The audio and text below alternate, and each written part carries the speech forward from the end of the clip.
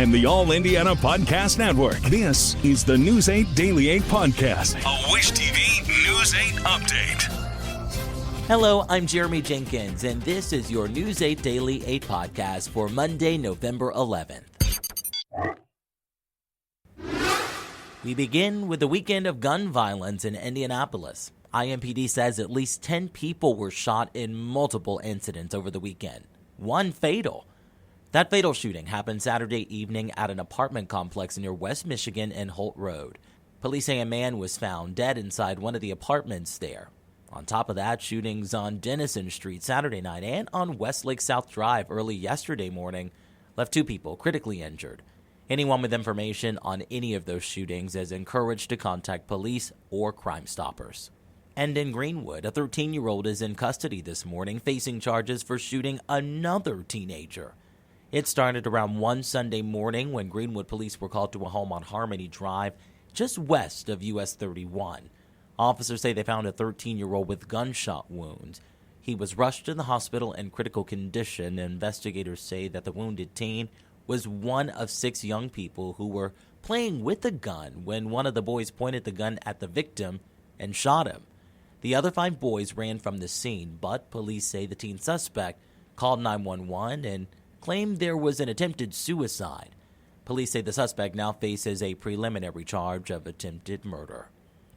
And now to the Delphi murders case. The jury in the Delphi murders trial will be back at work in just a few hours this morning, trying to reach a verdict.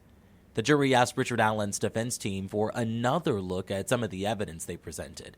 Judge Frangel said the evidence could only be replayed one time. We are not sure what the jury asked to review, but the jury is working to decide whether Richard Allen is guilty of killing Abby Williams and Libby German back in February of 2017.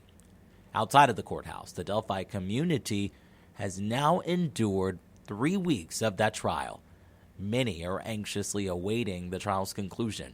ITMate's Cody Fisher reports. The crowd outside of the courthouse was the largest that we've seen during the 3 days of deliberation, and that crowd is mainly broken up into 2 camps. One camp believes Richard Allen is guilty. The other camp believes he's not guilty. I've never seen a trial like this where outside of the courthouse, as we await a verdict, seen signs that say that they love the alleged murderer. Lauren Mathias is in the camp that believes Richard Allen killed Abby and Libby. Richard Allen is guilty, but that doesn't necessarily mean how I feel that this verdict is going to come out. I think that at this moment it's likely a hung jury, but of course I don't think, I think they're pushing them really hard to come to a verdict of guilty or not guilty. I don't think that the state is going to want to ever see a retrial. In the other camp is Ginny Kroom, who believes the evidence presented in court proves Richard Allen is innocent. Because I want to see justice for the girls, and the longer it goes, it just seems like it's going to be not guilty. So if he's found not guilty, he's not guilty. That means the real killers are still out there, and they need to get to work. While people disagree about what the verdict will be, they agree that the length of these deliberations is impacting the outcome of the verdict. Reporting in Delphi, for ITMate, I'm Cody Fisher for Wish TV, wishtv.com, and remember, follow us on Facebook for updates. Let's talk sports. The struggles continue for the Colts. Joe Flacco tried to spark a comeback against Buffalo in the fourth quarter, but instead he was intercepted for the 3rd time in the game. The Bills pulled off a victory in Indianapolis for the first time since 1998.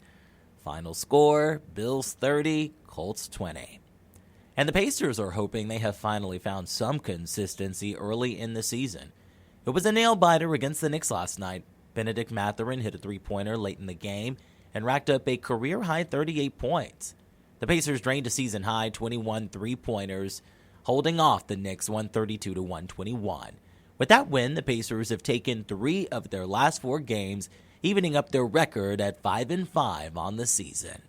This morning, we're shining the spotlight on someone who's often heard but rarely seen. In October, a 911 dispatcher played a crucial role in helping a veteran and her husband deliver their baby all over the phone. News 8's Hernan Gutierrez reports. On that call, you can hear the moment baby Zeke was brought into this world in his parents' Greenfield home. You can also hear when first responders arrived to help. Shining through all that chaos on that day is the clear and calm instructions of a 911 operator sitting in this very room.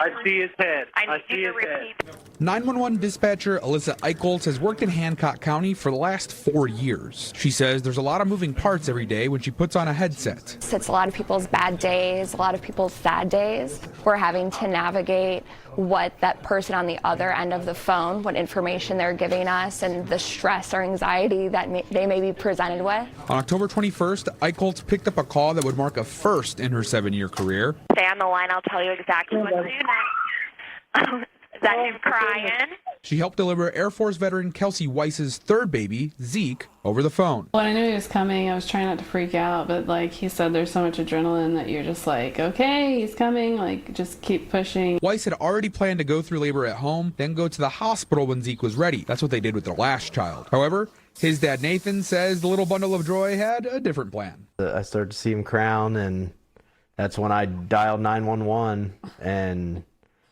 just made the call. Hey, start sending them because my baby is on the way. First responders were at the couple's house within minutes, but that was enough time for baby Zeke to be born. Dry the baby off with a clean towel, then wrap the baby in another clean, dry towel. Okay, I will. He's beautiful. Eichholz was on speakerphone while giving instructions to Dad.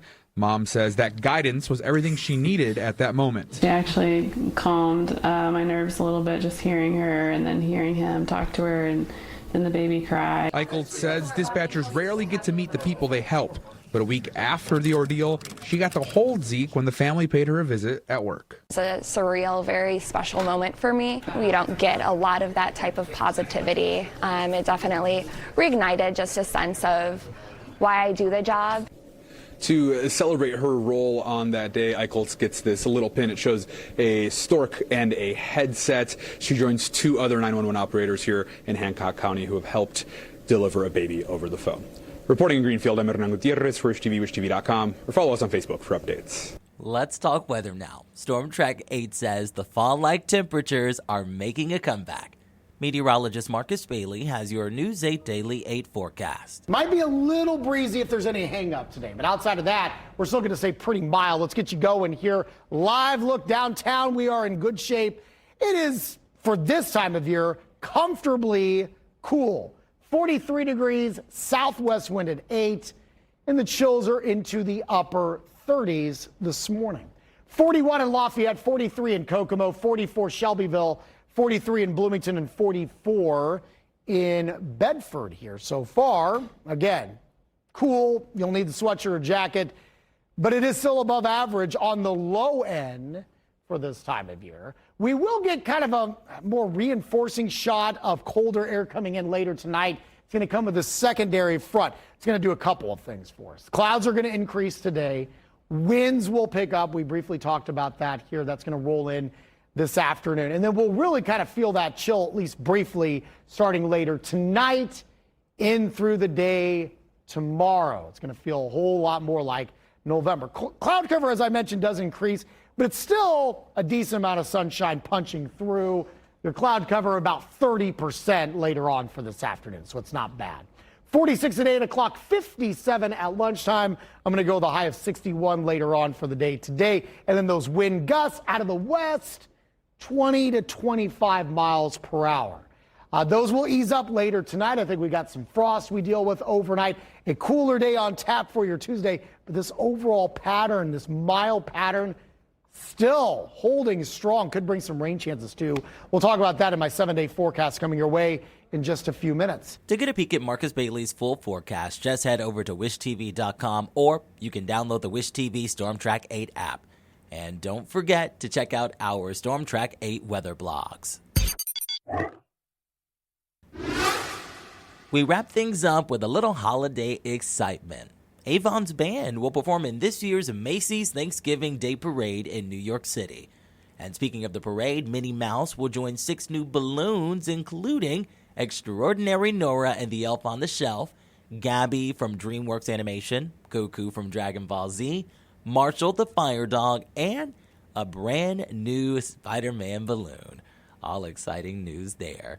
And that wraps up your News 8 Daily 8 podcast for Monday, November 11th. I'm Jeremy Jenkins for Wish TV, wishtv.com, or follow us on Facebook for updates. This is the News 8 Daily 8 podcast, a Wish TV News 8 update on demand. For even more, on demand and on the go, connect with Wish TV on Facebook at wishtv.com and on the free Wish TV mobile app. Thank you for listening, and be sure to like, subscribe, and follow this podcast for updates every weekday morning on the All Indiana Podcast Network and wherever you get your podcast.